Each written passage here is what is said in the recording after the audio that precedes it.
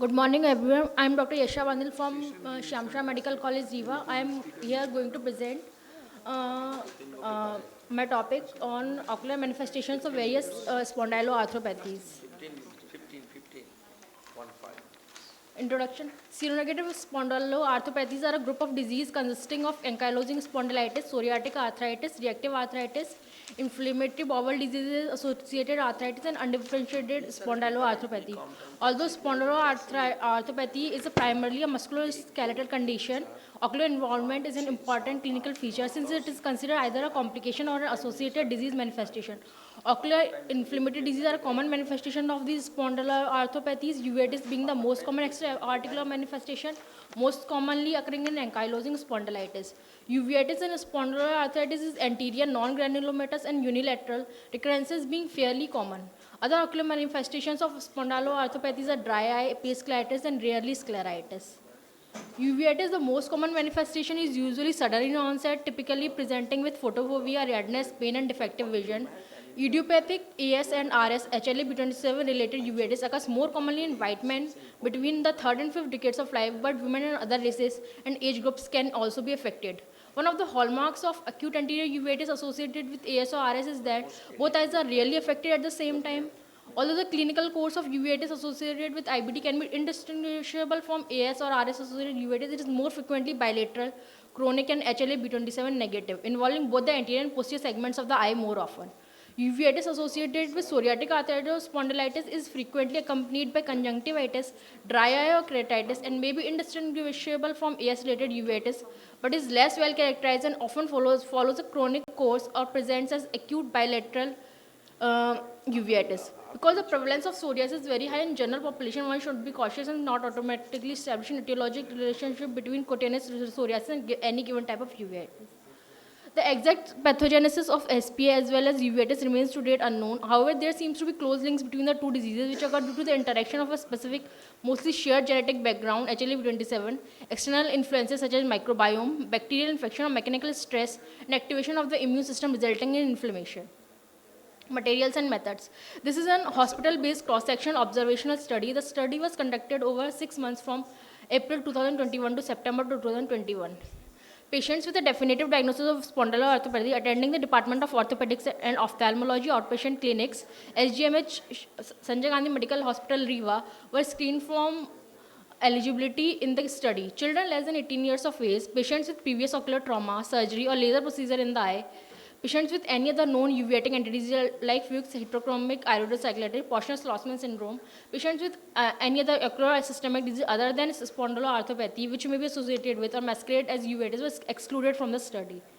The diagnosis of spondyloarthropathy in each case was made as per the assessment of spondyloarthritis International Society criteria, which includes inflammatory back pain, which is insidious in onset, pain at night, and improvement upon getting up, age at onset less than 40 years, improvement with exercise, no improvement with rest for spondyloarthritis by a physician in the department. Patients were enrolled in the study after taking informed consent. All patients had a detailed history of ophthalmological evaluation to look for ocular manifestations of SPA.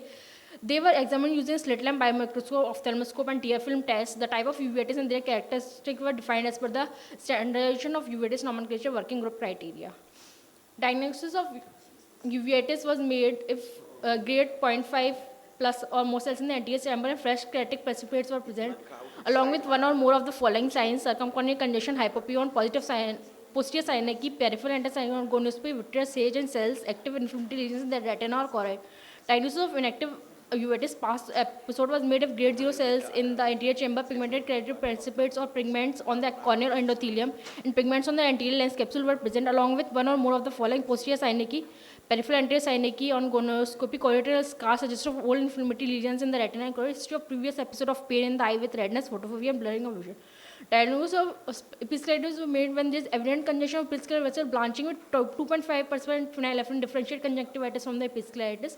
Diagnosis of scleritis was made when there is congestion of scleral plexus of vessels blanching with 10% phenylephrine differentiate episcleritis from scleritis. In patients who were diagnosed with uveitis, the characteristic feature and complication of uveitis were recorded. Observations and results. Distribution of cases according to the age of the patient. The above table shows the distribution of cases. It was observed that majority of the cases were in the aged between 30 and 39 years of age group. Distribution of cases according to, there was a male preponderance with 17% out of 17 cases out of 24 being male. Distribution of cases according to the type of spondyloarthropathy, the most of the cases, like 13 cases out of 24, were ankylosing spondylitis patients. Distribution of cases according to duration of disease, most of the cases were between 2 to 10 years of age. Mean duration of disease was 5.74 years.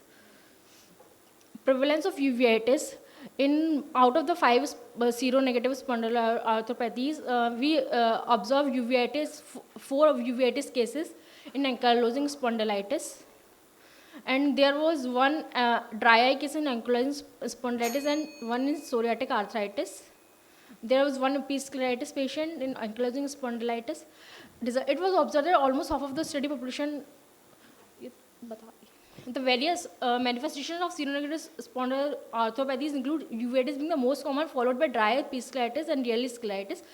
Among these, uveitis is a potential sight-threatening complication, must be detected early and treated promptly to prevent irreversible loss of vision. The patients are usually asymptomatic as the manifestations are often subtle and easily missed. Uveitis may present with defective vision alone and no other symptoms of acute uveitis, and hence a high degree of suspicion is required for early diagnosis and prompt treatment. Time is up. Yeah, just you to come. Is this your first presentation in any conference? Yes. You are resident Yes. in Rewa Medical College? Yes. Professor Pankaj Chaudhary is your HOD?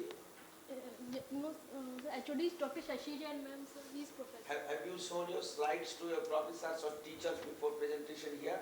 Such a crowded slide and others? Who will go through? If you are just presenting this paper as if you are just reading on your own. This is my suggestion from next presentations.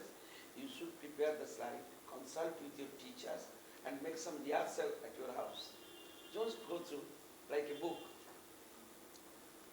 Okay, sir. Any question of yours? Very quickly, because we are all running very short of time. Thank you, Dr. Yasha.